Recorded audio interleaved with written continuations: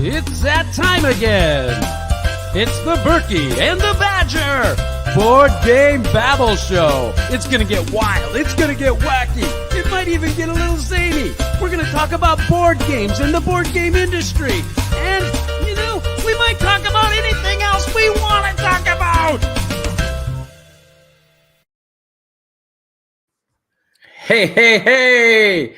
It's the Burky and the Badger Board Game Babble Show, and we are talking about the Woods of Evergreen, games from 2008 that we think stand the test of time. How are you doing there, Sir Badger? I'm doing pretty well. Why do you keep calling me Sir Badger when I am just a lonely peasant in Babylon? Yes. Who accidentally played the wrong intro. It's a temporary promotion. Oh, it's a temporary from promotion. Court Fool. No, not Fool. Jester. Okay, Idiot. Idiot, Skimpy. Yes, I knew that. Yes. Well, how have you been doing there, Badger? Yeah, I've been doing good. Happy New Year to everyone. And Happy New Year to you. Happy New Year. Yeah. Good health. Bon santé, bon année. Happy New Year, everybody. I hope everybody had a great Christmas time and great New Year's celebrations and got to play lots of games. Oh, yeah. Definitely got to do that. Can't wait to talk about it on our next podcast. Yeah, I'm excited about it too. We're going to do a full show on our next podcast, but we did something really special. We'll talk about it later, but we had our first annual Burky Con. Burky Con consisted of 4 days of playing board games and eating smoked meats, and we'll tell you all about it, but it was glorious. Yeah, lovely. But we're not here to talk about that yet. Too. Yes, what? I do indeed. But we're not here to talk about that. We're here to talk about best games of 2008, in our opinion. Yeah, now go ahead and explain what we're going to do. Yeah. Basically, we've already revisited 2008 and given you our 3 favorite games. And we had some crossover in that area where we both mentioned Stone Age and we both mentioned Dominion, but where we differed was Mr. King Burky mentioned the game Battlestar Galactica, which was just off of my list, and I mentioned the game Dixit. So this is the second round, and so we've gone back around to 2008 and we're going to do another 3, and this will probably be the last time that we revisit 2008, as there are not so many games from 2008. There's a lot of games that were produced in 2008, and there was several expansions that I could have talked about, but we tend to not do expansions in this list. We try not to slightly from that, but yeah, we try. But this list for me was really a challenge to pull out another 3 games that I had played and could talk about. I think there's other games on the list that definitely are evergreen type of titles and do stand the test of time based on their ratings, based on the past sales and all of that type of thing. But they're not games that I can say anything about. So is that kind of the way it was with you? Pretty much. There were some games on the list and I was like, oh yeah, there was that game. And oh yeah, there was that game. But it was like, it never crossed the table. So I have no experience of playing it, and there's no shelving space in this room for it to go. So. Well, I almost put a couple games on there. We'll maybe talk honorable mention at the very end, but let's just jump right into it and go right into your first game. Oh, my first game! You're gonna love this one. It's an expansion. It's an expansion for the game Last Night on Earth, and it is Last Night on Earth Growing Hunger. As you can see, still on my shelf, and in this box, you'll find some of the components of the base game in there due to the fact that I've mixed them together because it came with extra boards, extra characters, loads of cards, and different scenarios, as well as different components that you can mix and match into scenarios. So yeah, it's basically the same game of Last Night on Earth, but you can build your own stuff. It comes with its own kind of like system, like a dot system in the rule book. So you can add the rules for the human players and the zombie players. So you could add rule A and rule 7. Sorry, that didn't make sense, did it?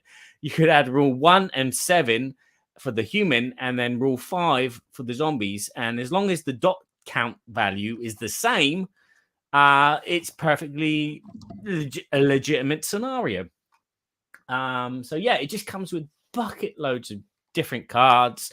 As I said, these different maps with different locations in different places, these different scenarios. It's just more of the zombie killing fun that I liked from this kind of really kind of very Ameritrash kind of game where the game mechanics are all familiar, dice rolling to move and dice rolling for fighting, and then moving into spaces and drawing cards, and then playing these kind of like take that cards when a zombie bites you and say, no, you can't actually bite me. And then the zombie player plays a card which says, actually, I can because I'm radioactive and you've got radioactive poison now. So it's just, a must expansion in compared to all the other expansions. As I said, different characters. So you've got a bit more different variety in their special powers. So, yeah, a definite for me. And that was Growing Hunger. I've not played that before. No, you haven't. No. Yeah, I hear a lot of good things about it, but I haven't played that. Yeah, for a classic game, it's as I said, it's kind of like this old worldy kind of mechanisms that used to play when you were like 10 years old. But it works. It works with the theme, especially if you're into that theme of like the B-movie zombies. It just kind of absorbs it and it works. It goes and it's fun. And then you can just tell these stories afterwards. That's the thing about this game that I like, is you can tell the stories afterwards. It's very rare that you can play a game and go, oh, do you remember that time that you did this and it did that and did this and then I did this and she did that, and yeah. Oh, it was funny. But yeah. Well, that's one of those things that I think gaming does for us. It brings us into that memory of, and that's what I have. I have so many fond memories. I don't always remember all the rules of everything we're doing and why I liked it, but I generally remember all of the memories. Oh, remember that time, and especially when you have a story-driven, type of game that you've got some things that happened that had a narrative, and those are always super fun. Yeah, definitely. So, what is one of your choices of 2008? Well, I'm going with it. I think it's kind of a classic. This is in a series of games actually that had this kind of box footprint that Eagle Griffin designed, and it's a Matt Leacock game called Roll Through the Ages. Ooh. And I'm doing particularly the Bronze Age. They also have the Iron Age. But what I like about this game is it's really super well produced. Got these really cool pegs. You've got these super cool pegs, like cribbage pegs. And what's happening is you're actually collecting your resources on these boards, but you're using these super cool wooden dice that have all these different resources. You're collecting food. You're trying to collect all these resources to develop monuments and to do developments, cities. You've got to pay with food. So you've got this interesting mechanism. It has a solo variant that I actually played at one time, and I don't play very many solo games, and remember feeling really challenged with the solo variant of it. But it plays 1 to 4 players. It's super easy to teach. Matt Leacock, I really like his designs. He came out with another game that I think is kind of like a further implementation of this particular game, but it's much better presentation as far as being a big box game, and that's called Era. ERA, which I absolutely adore. And I have the expansion for that game that I haven't played yet that I want to play. Oh, yeah. But this game is called Roll Through the Ages from Eagle Griffin Games. It's super easy to teach. It's accessible. It's in a small box footprint, but there's a lot of game here. So you can grab this and take this in your backpack and have a really nice game, and to be able to even teach, beginner gamers, and yet have a really good experience. And I actually kind of like, for the smaller games, I like this footprint. Yeah. I've got several of these, like For Sale, Wyatt Earp. I have the Iron Age, and then I have one other one that's in this size that I really like. So that's mine. Through the Ages, the Bronze Age, Matt Leacock from Eagle Griffin Games. I think it's still readily available, but. And on BGG, it's rated up there pretty highly, actually, for this year. So that was kind of interesting. It's had some play. Yeah, it definitely has. It's ranked 143 overall. Oh, yeah, that's not bad. Yeah. Not in the top 100, but in the top 1,000. Yeah, there you go. Nice. What's your second game? Okay, my second game is a game which hasn't hit the table in a long time, so bear with me. But this is a Tom Vassell classic, and it's called Cosmic Encounter, or as the Français dit, Rencontre Cosmique. This Cosmic Encounter. A fun game with the right group of people, and that's the reason that it hasn't hit the table that much, due to the fact it's finding that right group of people. In the game, you take on an alien race, and each alien race has their own power. But the thing is, everybody has the same amount of planets. They have 5 planets, and they have 4 spaceships, on each planet. So you have 20 spaceships. And each round on your turn, you'll draw a card which will tell you who you're attacking. And you basically have a negotiation with this player that you're going to attack. You then assign X amount of spaceships. There's a limit. And then you play cards and from your hand. And these cards have numbers on them, or they have a negotiation on them, which means that, they don't want to fight. They just want to negotiate. And if both players negotiate, they can decide, okay, look, I'll put 2 on that planet. But I'll let you put 1 on my planet. Or next time when you attack me, I'll let you put 2 on my planet without fighting. So you can negotiate and you can lie. You can also enroll the other players to help you out, so that the attacker could say, oh, yeah, anyone want to help with me? And I'll give them some space on that planet there. And basically what you're trying to do is take over 5, put your spaceships on 5 other planets which are not your own to win the game. And so this game is a back and forth negotiation. You're using your special power of your alien race. And you also have some special cards as well, which will help you out in times of needs. These attack cards, which will have different values, and you'll be drawing some at certain stages. And it's this back and forth of the game, and this negotiation and talking and trying to get the other players to help you out or not help you out, and make your allies and then backstab someone. And it's all the fun of the game. And then you can be really nasty and you can be really friendly, and it's just an hour or 2 of fun. And the more players, the merrier.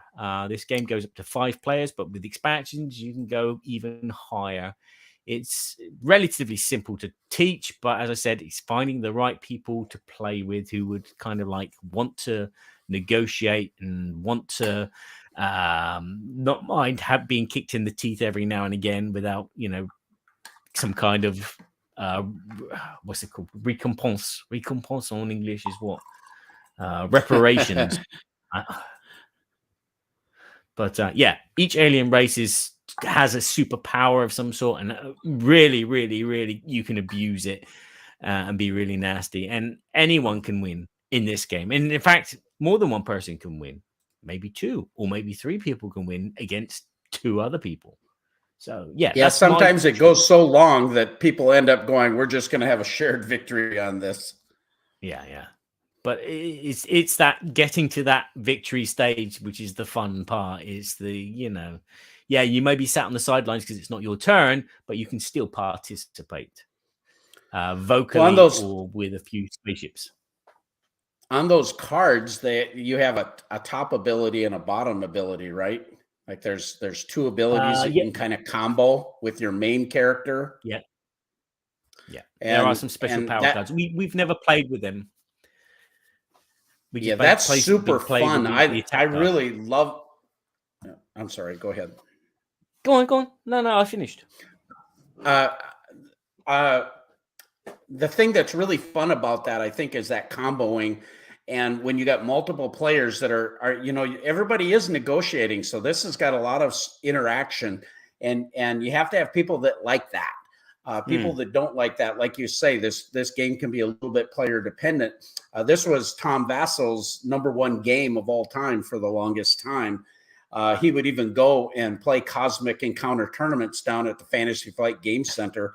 So there was a time in Minneapolis where this was a big thing, this game. And I really liked the game too. I didn't include it because the only problem I have with it is a little player dependent. And I had a hard time reading through those deck of cards because there's so much card text and how to get that player ability to work right and to choose which one. I always felt like I was taking so much time trying to read through all of the text and then to decide which one worked best. Yeah, that's why I couldn't play the game with these special power cards because number one, they're in French. So yeah, when we played, this is probably a couple of years ago, the last time I played, my French was still not that good at reading cards. So, but probably a lot better now, and they can probably go into the mix and make a fun and interesting evening of being nasty to people and being kicked in the teeth. It definitely adds to it. It really does add to it. So it's pretty cool. Cosmic Encounter, great choice. Yeah. Well, I'm going with, I think, one of Uwe Rosenberg's classic games, and I love Uwe Rosenberg games. I'm a huge fan of Feast for Odin. I'm a huge fan of Caverna. I'm okay with Agricola, but I like Caverna better. I know there's an ongoing debate about that. But this game is called Le Havre. Ooh. And Le Havre introduced some of that mechanic, of you're feeding your people type of thing. You got the ports and you've got the ships and you're collecting fish and you're trying to build all these resources. Collect all these resources. One thing that's really cool is the artwork of this game and how you're building this harbor. There's different buildings and different resources. And there's a pretty fair amount of variability in how that gets set up, building the ships and how you're going to collect all of those. I honestly have not played this game in probably 7 years, and it's been sitting on my shelf. And I keep looking at it and going, oh, I really, really want to play Le Havre again. And it made me think, I'm going to get this one out sooner than later. Because it was so much fun. So I don't feel like I can do justice on a review right now because it's been so long since I played it. But I remember so much about the collecting of resources in that typical Uwe Rosenberg fashion. There's so many different resources that you can get. And the way the fish worked in that on those harbors and the ships, when you could actually buy a ship too and get victory points for all of that. And it plays 1 to 5 players. This was one of the classic Mayfair games that was produced here in the States anyway. And a lot of buzz. You can see on the Board Game Geek, this thing is rated overall number 60, I believe. It has a weight of 3.73. But I actually don't think this game is that complex. There's a really cool iOS app for Le Havre also. So if you wanted to take a look at it and play on the iOS, you could do that. So that's my very brief Evergreen review or a statement about Le Havre from Uwe Rosenberg and Mayfair Games. Yeah, well, it is a very highly rated game. I haven't played it. I can't remember the last time I saw it anywhere. So hopefully it's still in print. Hopefully. Well, it won the Deutscher Spieres. So I don't that's not a Spiel des Jahres logo, is it? That's the early one. That's a very early one. Did this one win that? Let's have a look. Do. Interesting. Nominee, Meeple's Choice Award. He won the Meeple's Choice Award. Was that 2009? Oh, I see it here. Yep, awards and honors. It's got a lot of them. Yeah. Golden Geek, it won that in 2009. Meeple's Choice. I don't see the spiel, but it's got that logo that just caught my eye. Yeah. Well, anyway, great game. Give it a try. Check it out. See if you can find it. Yeah. See if you can find it. So before we go on to our third game, we want to just give a quick shout out to our sponsor, Arcane Wonders. And I'm sponsored. I got the new logo, baby. Oh, on my nice. shirt, baby. Woo-hoo-hoo. Yeah, this is Hunka Burnin' Love in an Arcane Wonders shirt.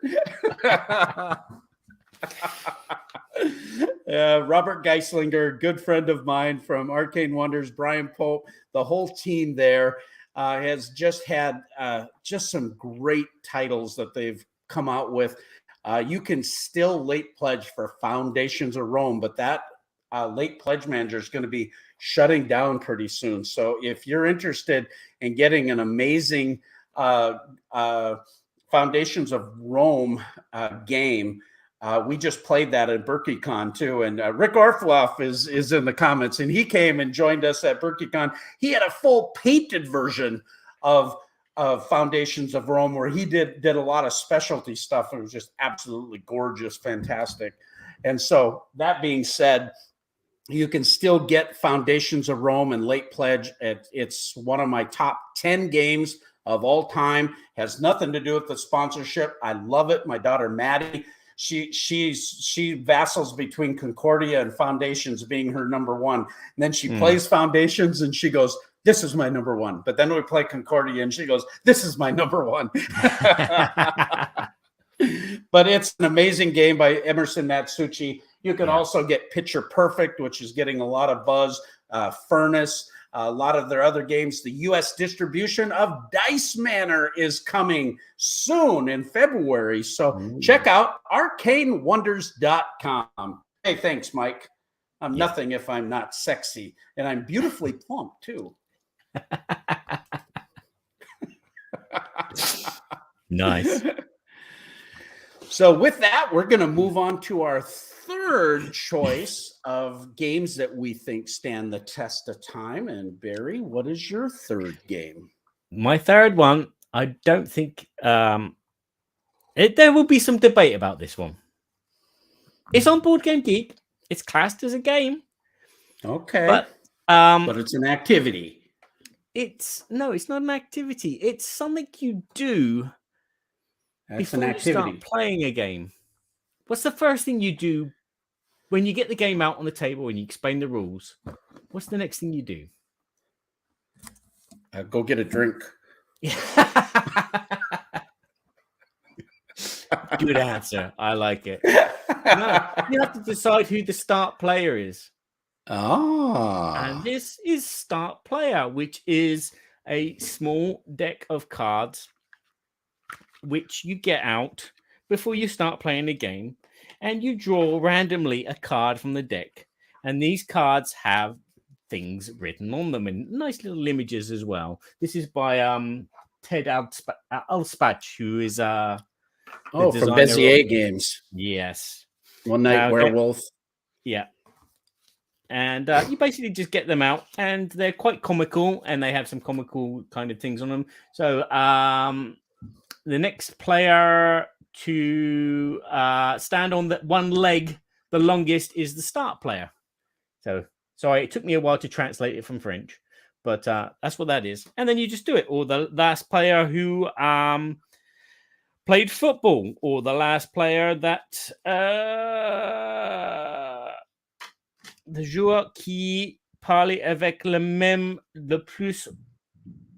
Anyway, yeah, but that's basically it. And you can just get this deck out, and then it comes with a big wooden meeple start player. And this has been useful for many years until recently, when you start getting the apps now where you stick your finger on it and it tells you which player it is the start player. But just getting this out every now and again, it just makes you laugh. The person with the longest hair is the start player. There's simple things like that. Was the first player to say a certain word is the start player. Always useful, very small, compact. It's classed as a game. There's not a game. But I had to put it on the list because it's. But you use this to determine start player for games regularly. Yeah. I guess it's a game, an activity, but there's no where. Why do you think it's a game then? Because BGG says it's a game. Classed it as a game. Doesn't feel like a game to me. It sounds interesting. You get people arguing about this, whether it's a game or an activity thing. Yeah. You know, if you're doing something to win something, in my mind, that's a game. But yeah. You know, but you said no crossovers. I wasn't allowed to pick Battlestar Galactica to go on this time around for my list. So. I gotcha. Yeah.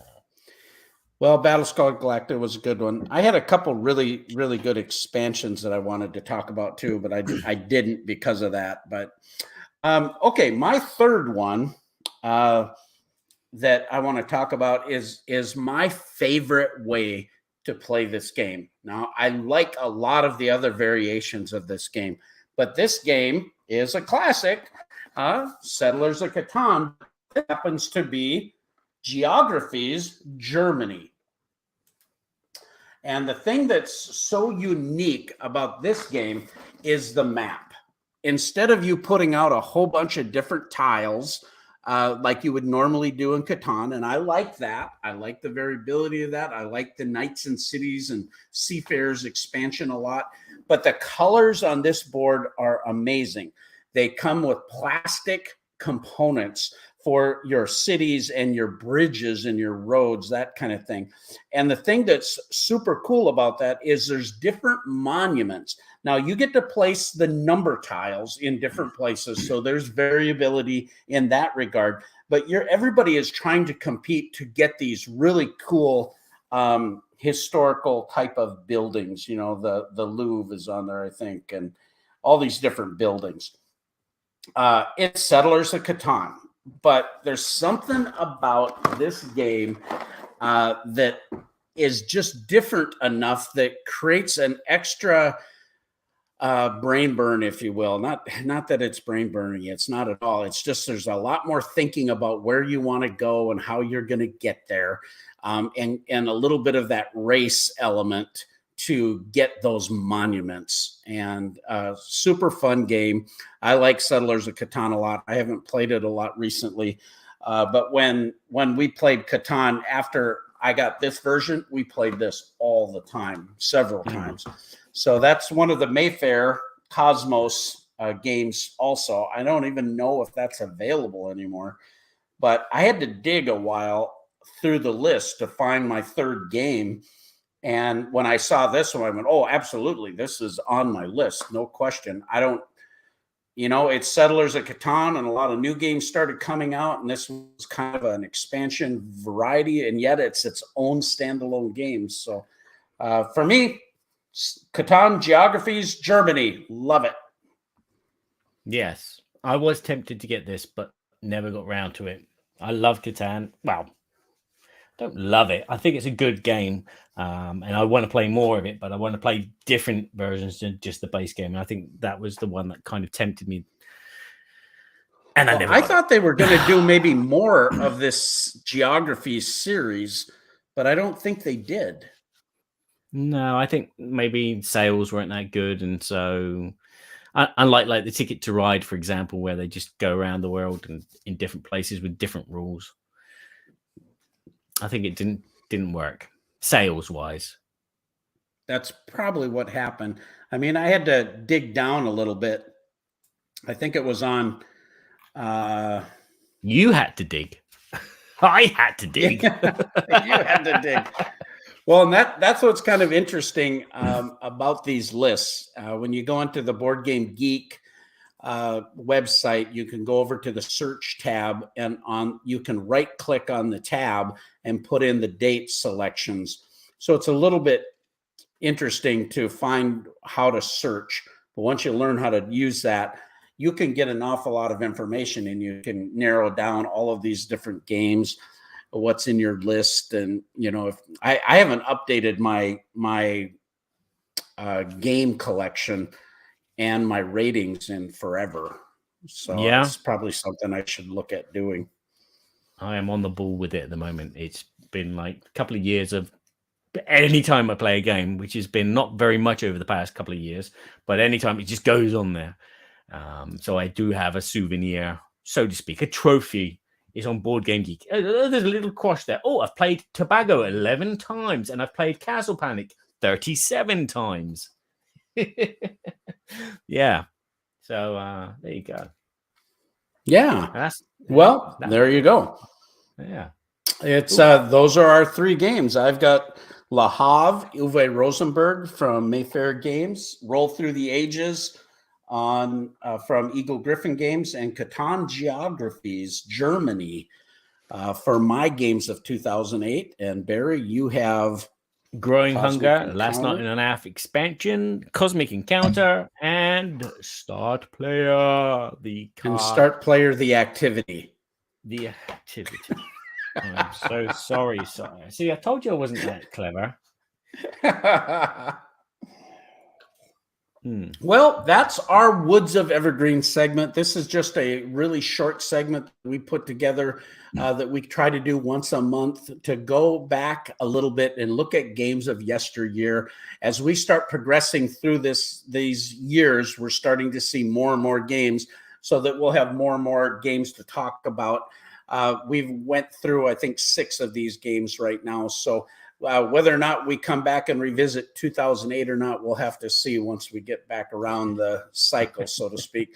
But next month, or we'll have another episode of the Burky and Badger Board Game Babble Show, and we'll talk about what we did over the holidays, and we may discuss some of the games that we think were some of the top hits of 2022.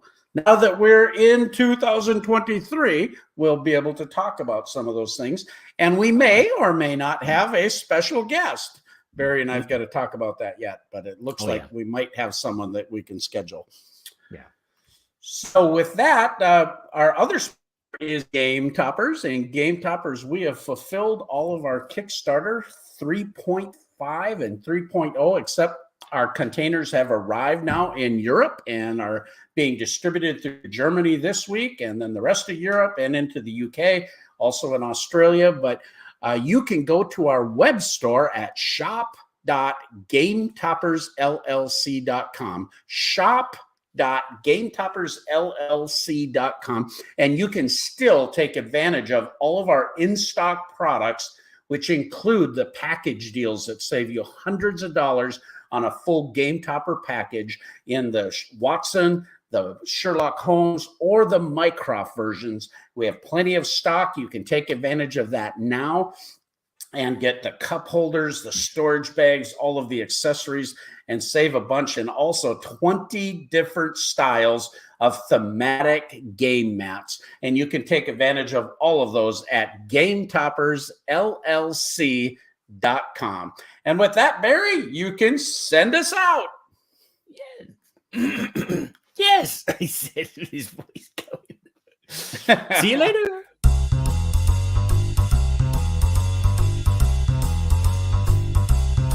We're so glad we had this time together. Now it's time to go. It won't be long until we have another show. So keep us in mind, get online. Burky and Badger will be back in no time.